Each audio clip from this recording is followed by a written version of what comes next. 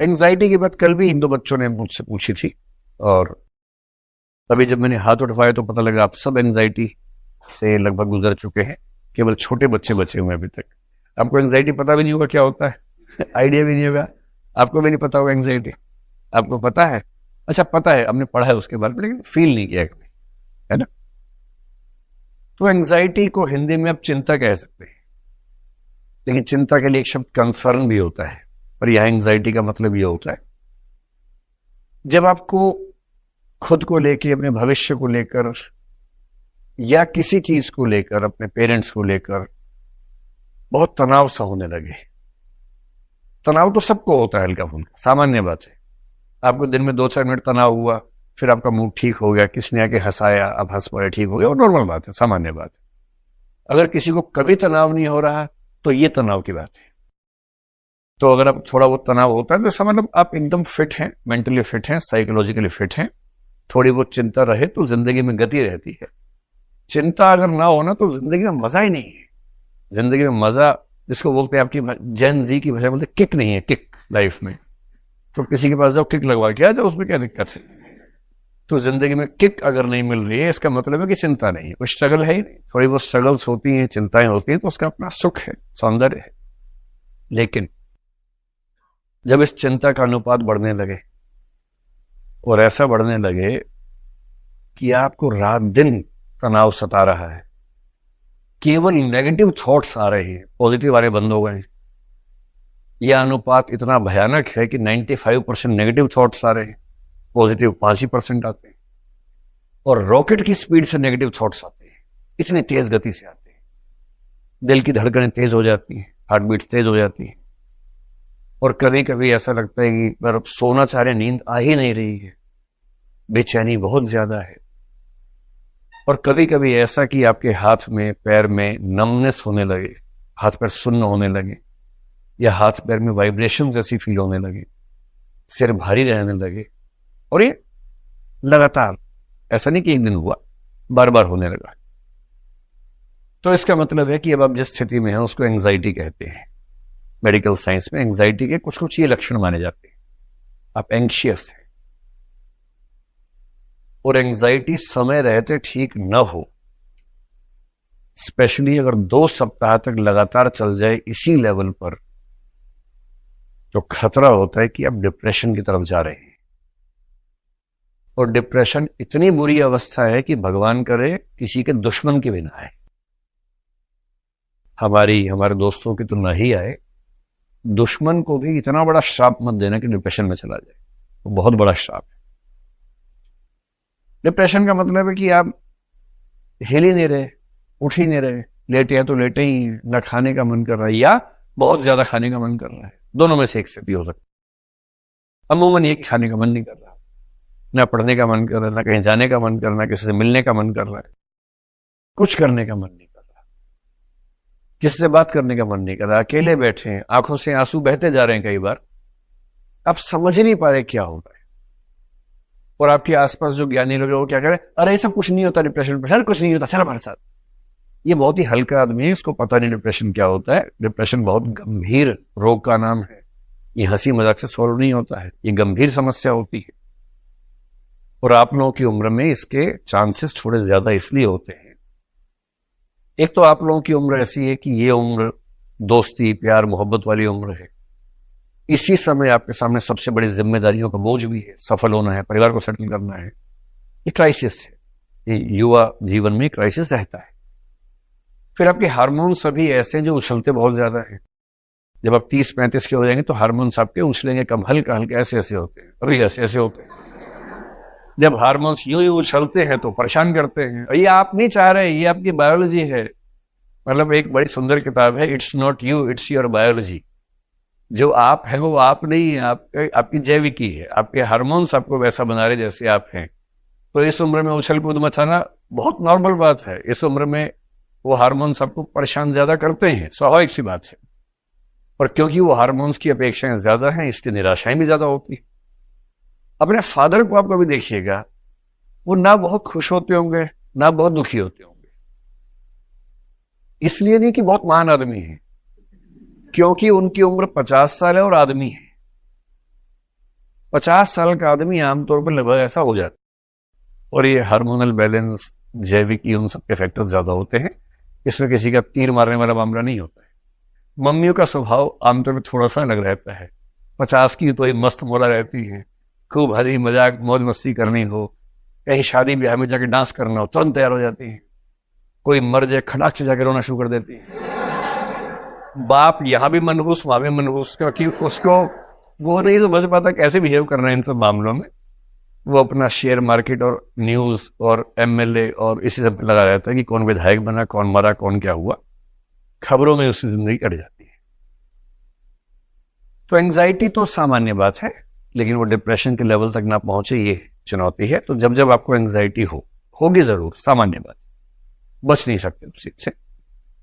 और एक आध बार हो ही जाए तो ठीक रहता है। एक आध बार मुझे खुद हुई थी एक बार, और 1.5 साल तक रही। दवाइयां खानी पड़ी, उसके लिए गंभीर समस्या हो गई थी। फिर ठीक हो गया। मुझे कारण पता था, वो कारण जैसे दूर किया तो 5-7 दिन में दवाई छूट गई। उसके बाद से मैं एकदम मस्त हूं। उसका फायदा बड़ा हुआ। 1.5 साल तक दवाइयां खा के एंजाइटी से निकलने में बड़ी दुविधा तो थी, और उसका फायदा यह हुआ कि उसके बाद से कुछ भी हो जाए मुझे एंजाइटी होती नहीं। कहते हैं ना, बिना मरे स्वर्ग नहीं मिलता है। एक बार निकल लो तो ठीक रहता है। गालिब ने कहा था कि मुश्किलें इतनी पड़ी मुझ पे कि आसा हो गई।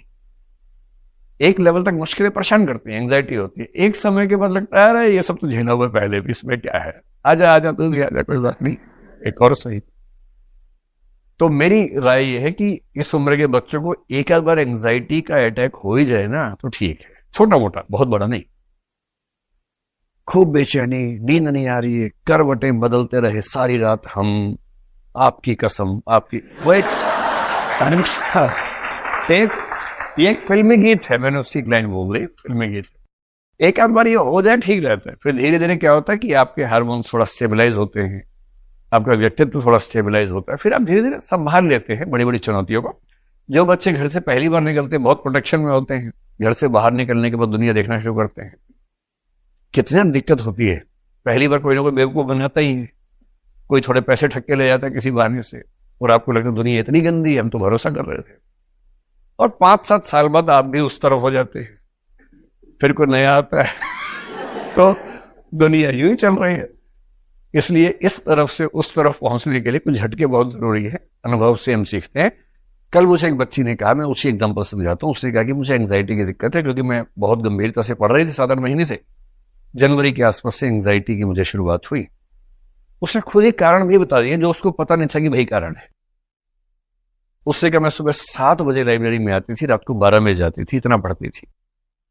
जब आती थी घर में सब सोए होते थे, जब जाती थी सो चुके होते थे। मैं केवल पढ़ाई करती थी, इतना तल्लीन थी पढ़ाई को लेकर। तो मैंने उसको बताया कि आपकी एंजाइटी का जो मैं समझ पा रहा हूं 2 ही कारण है। नंबर 1, एंजाइटी का बेसिक लक्षण पता है क्या है? लक्षण का मतलब जो स्थिति बनती है, जैसे मान लीजिए कोई प्रॉब्लम इतनी है, हमारी दिक्कत यह है कि हम अपने विचारों से उस प्रॉब्लम को इतना बड़ा बना देते हैं। प्रॉब्लम है इतनी, बस इतनी सी प्रॉब्लम, बस सोच सोच के हमने इसको इतना बड़ा बना दिया। और हम अपने मन ही मन में जूझ रहे हैं कि इतनी बड़ी समस्या और मैं ये हूं, मैं कैसे जूझूं, जबकि जूझना इससे है। और आपने उसको इतना बड़ा बना दिया कि इससे मैं कैसे जूझूं, और मन ही मन में घबरा के। जैसे एक सिंपल सा एग्जांपल है। सिंपल सा एग्जांपल ये है कि आप और आपका कोई दोस्त या आपकी कोई दोस्त पोहे खा रहे थे किसी शॉप पे, और इतने में आपके शहर के किसी पड़ोस के इंसान ने आपको देख लिया। ये सब भय रहता है ना आप लोग के मन में थोड़ा सा, क्योंकि पापा मम्मी नहीं समझते इंदौर की जिंदगी कैसी है। इंदौर में नया दौर चल रहा है, वो पुराने शहर में नहीं चल रहा है। और उसने अपना फोन निकाला और अपनी फोटो खींच ली। वो भी ऐसे एंगल से खींची कि आप चम्मच दे रहे थे पर लग रहा है कि हाथ में हाथ डाल के बैठे। आप दे रहे थे चम्मच, पर वो सिचुएशन ऐसी लग रही है कि हाथ पकड़ा हुआ है। अब आपको लग रहा है कि गए आज तो। अब तो जिंदगी के आखिरी कुछ क्षण बचे हैं और आपको लग रहा है कि ये वहां जाके बताएगा। हो सकता है कि उसको पता भी ना हो कि आप वहां बैठे थे। हो सकता है कि बहुत सारी भीड़ थी, 50 लोग थे, आप भी थे, शायद उसकी नजर भी ना पड़ी हो आपके ऊपर, शायद उसने यूं ही और फोटो ना भी खींचो, शायद उसने बेशक फोन अपना लिया हो किसी और काम से, सेल्फी खींच रहा हो क्या पता, और सेल्फी के उस तरफ आप बैठे हो, क्या तो सेल्फी खींच रहा हो मुंह टेढ़ा करके, जैसे आजकल लोग करते हैं, आंख इधर करके मुंह उधर करके सुअर जैसा मुंह बना के सेल्फी खींचते हैं, जो प्यारा सा पिग जैसा, छोटा पिग जो होता है प्यारा सा, वैसी फोटो खींचते हैं अपनी। क्या बताओ सेल्फी खींच रहा हो, आपको पता भी नहीं है, लेकिन आपको तो रूह काम गई आपकी। तो अब आपको लग रहा है क्या हुआ। अब देखिए हुआ कुछ नहीं। हो सकता है वो व्यक्ति पहचान भी गया हो तो उसको ये अंदाजा हो कि भाई बड़े शहर में बच्चे ऐसे करते हैं, मेरे बच्चे भी तो रहते हैं, मैं क्यों किसी बच्चे की प्राइवेसी पे हमला करूं, कल को कोई मेरे बच्चे की प्राइवेसी पे हमला करेगा तो नहीं करना चाहिए। हो सकता है वो कुछ ना करे और आपके मन में कल्पनाएं शुरू हो गई है, रॉकेट की गति से शुरू हो गई है। अब ये फोटो मेरी मम्मी को भेजेगा, पापा को भेजेगा, पापा देखेंगे, दिल का दौरा पड़ जाएगा पापा को, अटैक, ओह, फिर ताऊ जी देखेंगे, फिर मोहल्ले में फैल जाएगी फोटो, फिर अखबार में कल छपेगा, फिर यूट्यूब पे कई वीडियो बन जाएंगे, भाई अब मैं क्या करूं, मैं तो बदनाम हो गया, या हो गई, ये हो गया, वो हो गया, अब मैं क्या करूं, और एंजाइटी शुरू, तनाव शुरू। अब आपका दोस्त कह रहे चलो चलें, आप ऐसे कर रहे हैं, कुछ समझ ही नहीं आ रहा आपको, और अगले 2-3 दिन तक आप एंजाइटी से भरे हैं, कुछ हुआ ही नहीं। 3 दिन बाद आपको होश आया, कुछ नहीं हुआ, कुछ नहीं हुआ, ओह, बाल बाल बच गए। दिक्कत जो थी उसको इतने गुना आपने मन में बढ़ा लिया कि आप उसी से जूझ रहे हैं। और कल जो बच्चे थे उसने क्या किया, 2023 में जो यूपीएससी का प्रीलिम्स आया, इस बार बहुत लोगों को एंजाइटी हो रही। 2023 में जो प्रीलिम्स का पेपर आया, आज तक का सबसे मुश्किल पेपर था वो। सी सेट का तो था ही, जीएस का भी ऐसा था कि कट ऑफ पहली बार 75 आई है जनरल कैटेगरी में, जबकि पिछली बार 86 थी 200 में, इस बार 75 है। आज तक इतनी कम कट ऑफ नहीं आई क्योंकि पेपर टफ था, सिंपल सी बात है। अब 200 में से 75, यानी जिसने 100 में से 38 सवाल ठीक किए उसका प्रीलिम्स हो गया जनरल में। एससी एसटी में और नीचे है, ओबीसी का ऑलमोस्ट इक्वल है, एससी एसटी ईडब्ल्यूएस का और नीचे है, काफी नीचे तक भी है। अब आपको 100 में से 38 सवाल करने, 10 में से 4 सवाल ठीक आने चाहिए बेसिकली। लेकिन आप जब पढ़ रहे हैं, फिर क्वेश्चन सॉल्व कर रहे हैं पिछले साल के, जैसे 10 में से 4 हो रहे हैं, आपको चिंता कि 6 नहीं हो रहे। बस आपको ये नहीं पता कि 4 होने पर प्रीलिम्स हो जाता है, और आपने चिंता इतनी बढ़ा ली कि अरे टॉपिक पढ़ लिया फिर भी नहीं हो रहे। आप समझ ही नहीं रहे कि यूपीएससी का तरीका क्या है सवाल पूछने का। तो एंजाइटी का सिंपल कारण पहला होता है कि जो समस्या है उसको बहुत बढ़ा चढ़ा के अपने मन में बैठा लेते हैं, उससे जूझते रहना। और दूसरी और सबसे खास वजह यह है, किसी ऐसे व्यक्ति का आसपास न होना जिससे बात करके एंजाइटी कम हो जाए या ठीक हो जाए। वो आसपास आमतौर पर दोस्त होते हैं, दोस्त से अच्छा कोई साथी इस मामले में नहीं होता है। पेरेंट्स तो एंजाइटी कई बार दे रहे होते हैं, तो उनसे आप कैसे एंजाइटी खत्म करेंगे। किसी किसी को अच्छे ऐसे पेरेंट्स मिलते हैं, स्पेशली ऐसी मम्मियां मिल जाती हैं जो एंजाइटी खत्म कर देती है। पर कई घरों में क्या होता है, आप लोगों की उम्र में पेरेंट्स एंजाइटी का सोर्स हैं, तो आप उनसे कैसे डिस्कस करेंगे। वो तो जैसे उनसे बात करेंगे, पापा एग्जाम पास है, घबराहट हो रही है, पापा बोलेंगे 2 साल से पाल रहा हूं तुझे,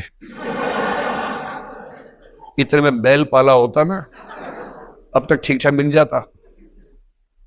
अब आप सोच रहे हैं कि अरे यार किसको मैं बता रहा हूं एंजाइटी हो रही है, जिसको एंजाइटी का मतलब नहीं पता, वो आपको लगता है ये तो ठीक सोर्स नहीं है, ये तो और बढ़ा दी एंजाइटी, 1.5 गुना करके भेजी है। तो अगर आपके पास 2-4 बढ़िया दोस्त हैं, एक या 2 भी अच्छे दोस्त हैं, प्रतिस्पर्धा दोस्तों में होती है, पर इतनी ना हो कि दोस्ती पीछे चली जाए, प्रतिस्पर्धा केंद्र में आ जाए, कि एक ही रूम में है, नोट छुप छुप के बनाने पड़ते हैं, ये नौबत ना आ जाए। नोट्स बनाओ धूमधाम से कि इसके मैं बना रहा हूं, इसके तू बना ले, बांट लेंगे आपस में, बात खत्म। तेरा भी सिलेक्शन होगा, मेरा भी होगा, ठीक है, रैंक ऊपर नहीं जाए, क्या फर्क पड़ता है यार, लेकिन दोस्ती केंद्र में है, प्रतिस्पर्धा नंबर 2 पे। अगर ऐसे 2-3 दोस्त हो ना, दिन में आधा घंटा 1 घंटा गप मारिए, शुद्ध गप मारिए, कोई पढ़ाई की बात, प्योर गप एकदम, उसे पढ़ाई का जरा छौक भी नहीं लगाना है, एकदम गप मारनी है। अपना पोहे खाओ, गप मारो एकदम मस्ती से, और जितनी भड़ास मन में निकाल लो कि अरे यार आज मैंने पापा को फोन किया कि एंजाइटी है, और 2 गुना करके भेज दिया। बोले हमारे घर में भी है यार, ये बाप नाम का प्राणी होता ही ऐसा है, इनसे जितना बचो उतना बढ़िया, इनसे महीने में सिर्फ उस दिन बात करो जिस दिन पैसे मंगवाने होंगे। ये बाप नहीं, ये एटीएम होता है। पासवर्ड आपको पता है, पासवर्ड क्या है? पापा बहुत घबराहट हो रही है, पैसे आ जाते हैं। इससे ज्यादा ना वो दे पाएगा, ना उससे उम्मीद करो, और कुछ और मांगोगे तो धमकी आएगी, चेतावनी आएगी, छोड़ो। वो ठीक भी है, आमतौर पर पिता लोग बच्चे को थोड़ा तनाव में रखते हैं ताकि बच्चा ढीला ना पड़ जाए। मम्मी अनकंडीशनल प्यार करती हैं ताकि बच्चा घबरा ना जाए। तो बाप और माँ ने बांट रखा है अपना अपना काम। बायोलॉजी ने बांट रखा है कि मम्मी प्रायः अनकंडीशनल लव बच्चों से करती हैं, बच्चों से, पति से नहीं, सिर्फ बच्चों से अनकंडीशनल लव करती है। और बाप जो होता है वो कंडीशनल लव करता है कि बेटा प्रीलिम्स निकाल लो, साइकिल दिलवा दूंगा, मेंस निकाल लो, बाइक दिलवा दूंगा, फाइनल कर लो, कार दिलवा दूंगा। और बेटा अगर नहीं हुआ तो, प्रीलिम्स नहीं हुआ तो साइकिल नहीं रिक्शा, मेंस नहीं हुआ तो बाइक नहीं ऑटो, और इंटरव्यू नहीं हुआ तो कार नहीं टैक्सी। दिलवाऊंगा तब भी, लेकिन तब सीधे सीधे स्टार्टअप तुम्हारा शुरू करवाएंगे, रिक्शा का स्टार्टअप। तो बाप ऐसे करता है, कंडीशनल लव करता है। माँ मस्त रहती है, मम्मी अगर प्रीलिम्स नहीं हुआ तो क्या हुआ, मेरा बेटा है तो आजा बच्चे, आजा बेचा, राजा बेटा, राजा बेटा, राजा बेटा। रिक्शा चला रहे पर राजा बेटा है, राजा राजा होता है, माँ की नजर में तो राजा ही है। तो भाई अपने आसपास एक ऐसा व्यक्ति या 2 ऐसे व्यक्ति रखिए जो अनकंडीशनल फ्रेंड्स आपके हों, दोस्त हों, शानदार दोस्त हों। कल वो बच्ची बोले सर वही तो नहीं है, मैंने कहा वो मैं तो नहीं बनवा सकता भाई, ना वो तो आपकी उम्र के, आपके आसपास के बच्चे ही होंगे। अपने आसपास देखो, कोई ना कोई दोस्त बनेगा। बड़ा मस्त होके घूमो फिरो, किताबों से बाहर निकलो, और यहाँ तो हर चौथी शॉप खाने पीने की है, घुस जाओ किसी शॉप के अंदर, दोस्त बन जाएंगे। उससे एंजाइटी कंट्रोल में रहेगी, और एंजाइटी सच में सीरियस प्रॉब्लम है, आप लोगों को इससे बचना चाहिए।